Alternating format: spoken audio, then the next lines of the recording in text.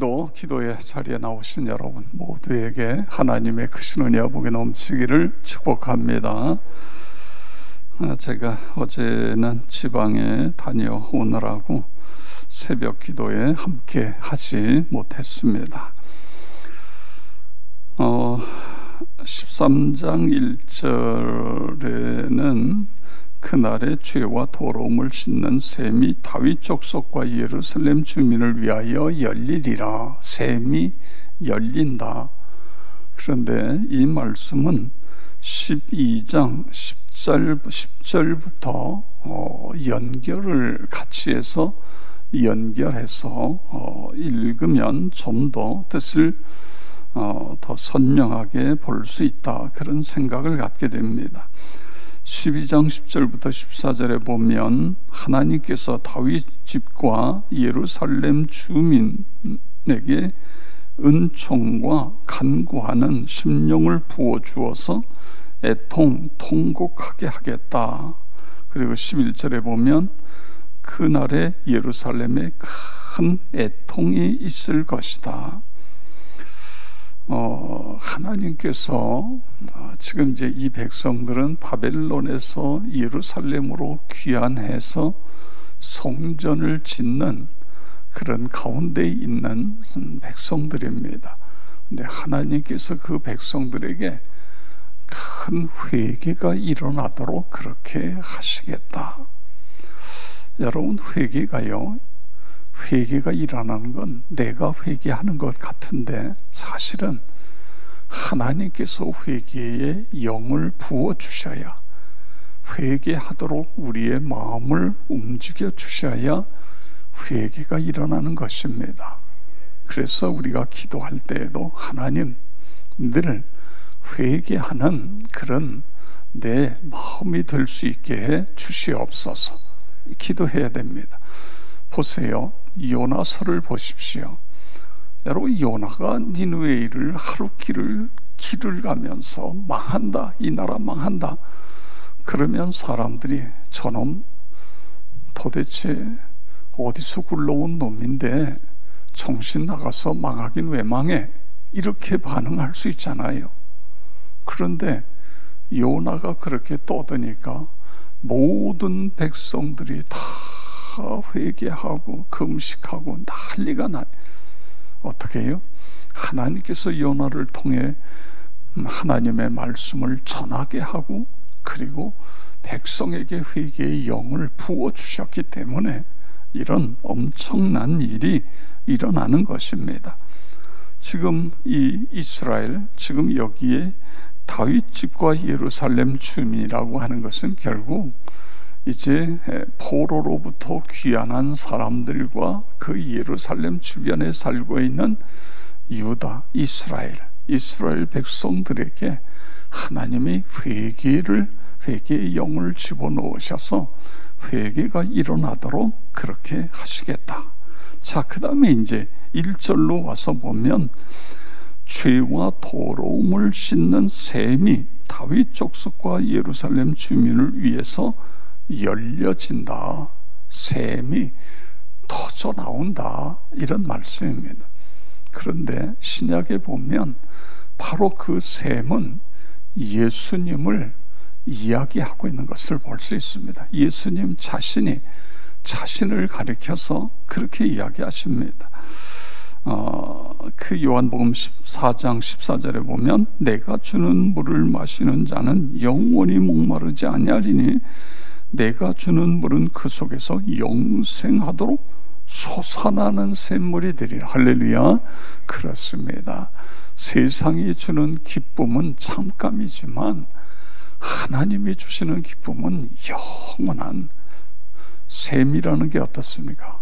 포도 계속해서 솟구쳐 나오는 게 샘인 것처럼 그렇게 하나님께서 만드시겠다. 그런데 여기 씻는다, 이런 1절에 보면 씻는다는 것이 더러움을 씻는다, 이런 말이 나오는데 구약에 보면 죄를 지은 사람은 씻습니다. 그런데 이 씻는 것이 민수기에 나오는데 이것은 사람의 외모만 씻는 거예요. 외모만. 근데 그 사람이 자신의 외모를 씻으면서 속까지 회개해서 씻어내는 사람은 복 있는 사람이고, 그냥 겉모습만 씻는 사람은 하나님이 은혜와 복을 주시는 걸 받지 못하는 사람이고 그렇습니다. 그런데 이 구약에 씻는 것은, 물로 씻는 것은 겉모습만 씻지만 바로 예수 그리스도를 통해서 씻는 것은 우리의 속사람을 씻는 것이다.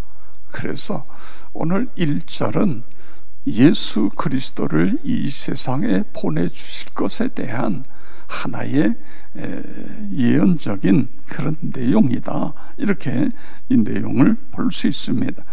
그 다음에 2절부터 6절까지 보면 이제 우상, 거짓 선지자, 더러운 귀신 이런 것들이 끊어져서 이제 서지 못하고 기억되어지지도 못하고 다 떠나가게 되어진다. 다시 말해 이 이야기를 왜 여기에 기록하느냐 그거예요.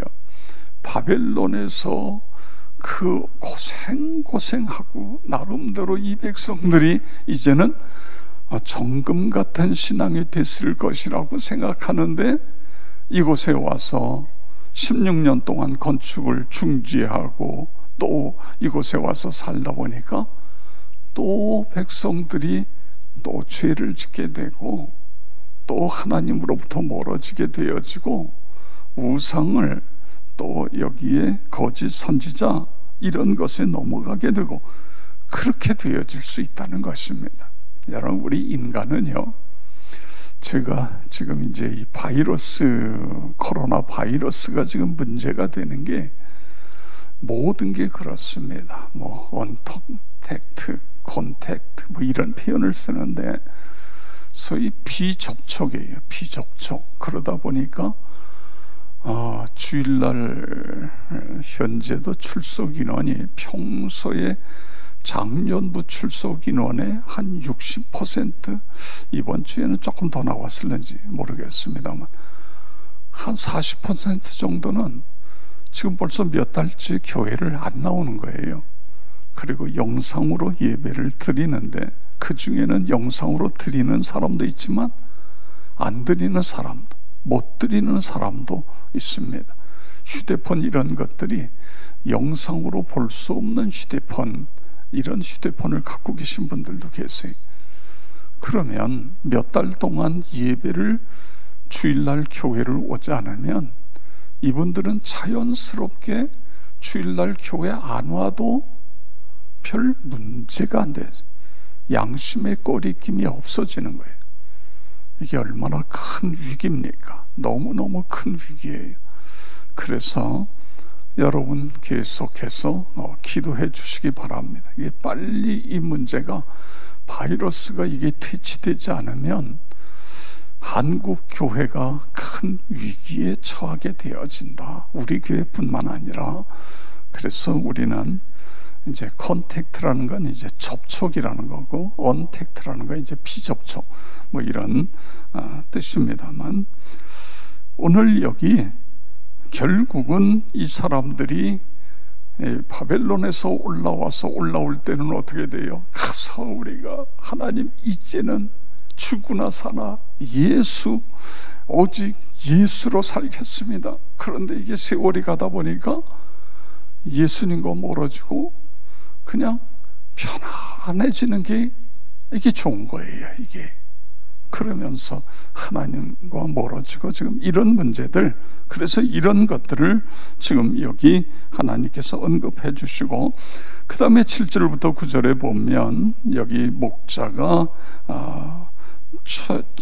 결국은 이제 침을 당한다. 이건 예수 그리스도를 예표하는 것으로 그렇게 이 부분을 볼 수 있습니다. 그래서 하나님께서 칼을 향해서 목자를 치라.